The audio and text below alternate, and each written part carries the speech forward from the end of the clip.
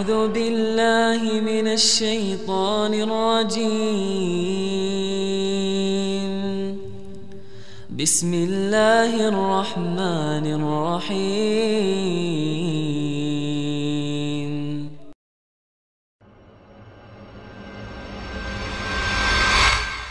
Jadi jamaah, ada sebuah cerita tentang bagaimana seorang lelaki, subhanallah ya. Kakak kelas sana cerita dulu. Bicara nikah nggak harus punya pekerjaan tetap, tapi tetap bekerja. Biasanya kan orang tua bingung ngelihat, nah itu calon suamimu kerjaannya belum tetap, nah kata dia. Dia kerjanya serabutan. Alhamdulillah, yang penting mau bekerja. Rizki itu tidak harus dengan bekerja jamaah. Subhanallah, ada rizki dari arah yang tidak disangka-sangka. Yang orang gak akan berpikir, ya Allah kok bisa fulan dapat rizki itu. Itulah Ar-Razzaq Dzul Quwwatil Matin. Kembali ke cerita bagaimana seorang lelaki ketika dia mau melamar seorang wanita. Itu subhanallah. Perempuan itu setiap dilamar oleh laki-laki, yang lamar ini orang-orang sukses jamaah. Semuanya mundur. Karena apa? Karena orang tuanya ketika datang itu lelaki melamar ditanya, mau dikasih berapa anak saya? Di sini berapa pasarannya Ustaz? Nah, nggak tahu Ustaz. Berapa pasarannya di Banjar jemaah? Berapa? 30? Ada 50? Iya. Oh, yang 50 yang bagus jemaah. Nah, astagfirullahaladzim. Jadi 20 yang pertengahan gitu. Masya Allah. Tapi memang ada, mahar itu ada mahar standar jemaah. Setiap kampung itu punya standar yang berbeda-beda.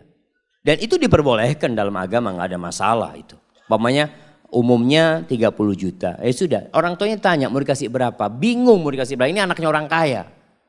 Akhirnya mundur semua. Datanglah seorang pemuda, dia dengar tentang anaknya Fulan ini, anaknya orang kaya ini. Dia ngomong sama sahib-sahibnya, anak mau melamar dia, siapa tahu diterima. Ya Allah, orang yang lebih sukses dari kamu mundur, apalagi kayak kamu. Nah, punya kan, ya bismillah kan, siapa tahu diterima. Berangkat dia melamar. Ini tidak harus cinta, tapi cocok. Berangkat dia. Sampai ke sana ngobrol sama calon mertuanya. Sama ditanya sama calon mertuanya. Mau dikasih berapa anak saya? Apa kata calon mertua? Kata calon menantunya, Bapak minta berapa? Oh Allah jamaah. Ini jamaah. Kamu jual saya beli. Minta berapa? Masya Allah. Karena dia memang makelar jamaah. Dia itu kerjanya maklar kemana-mana. Jadi ngomong gitu tuh biasa dia. Dia minta berapa Bapak gitu. Waktu itu sebelum Krismon jamaah. Oh zaman ini ceritanya jamaah. Kata orang tuanya berapa? 15 juta nggak apa-apa kata dia. Cuma 15 juta paman kata dia. Subhanallah jamaah. Jangan paman. Masa anaknya Ami yang dari kecil Ami rawat ya. Ami besarkan, Ami sekolahkan cuma dihargai 15 juta. Ami, anak kasih 1 miliar.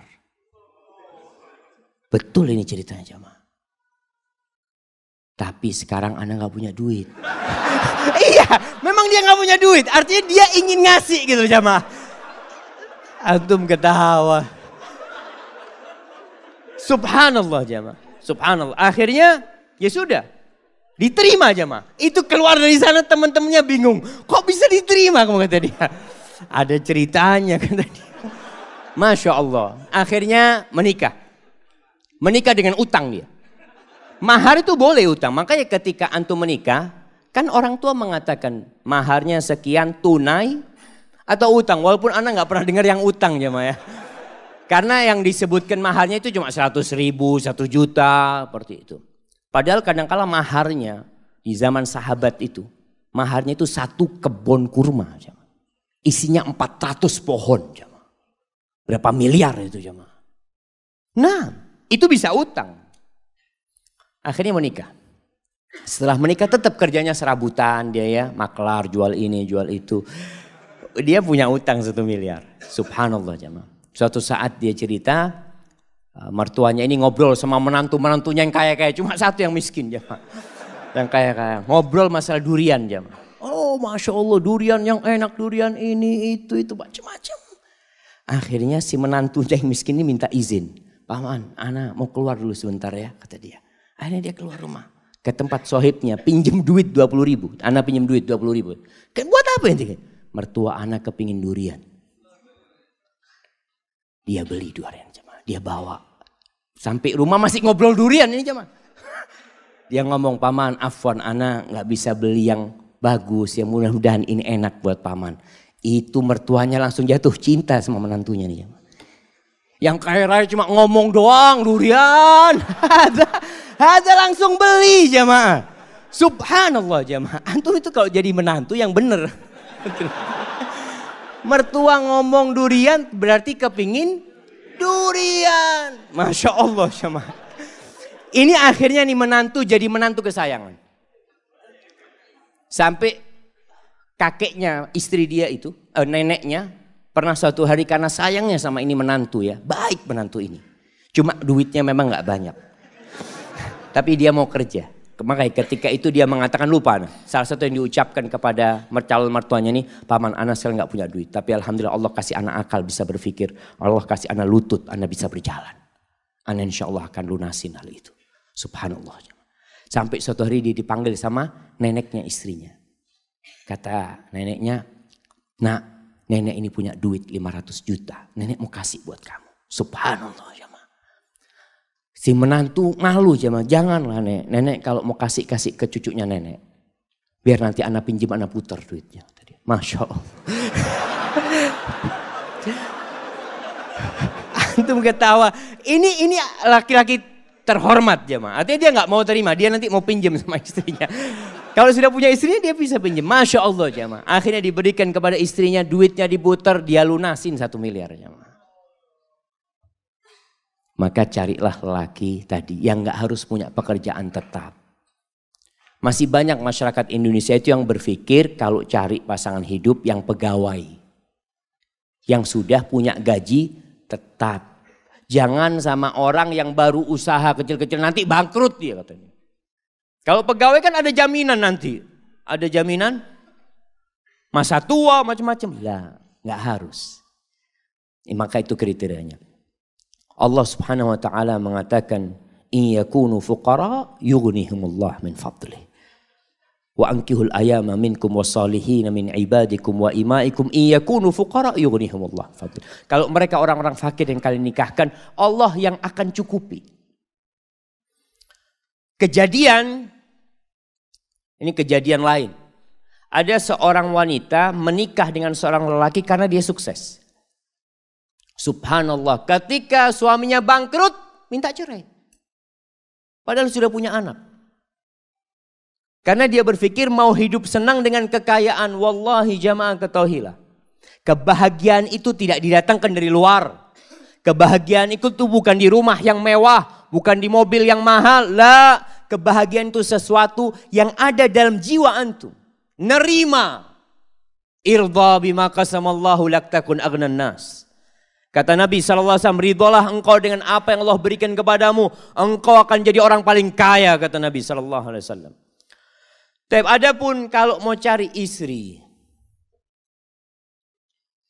Maka Rasul SAW mengatakan tungkahul mar'ali arba. Wanita itu dinikahin karena 4 hal. Nah, yang sudah menikah bisa sebutkan anak kasih hadiah. Nah, yang sudah menikah. Antum sudah nikah. Nah, berdiri. Karena kecantikannya. 4. Karena kekayaannya. Karena keturunannya, nasabnya. Karena enggak mandul. Agamanya mana? Taib, tunggu dulu pertanyaannya. Antum menikahi istri antum enggak nyebutkan agama, berarti antum cuma 3. Kenapa antum nikahin istri antum?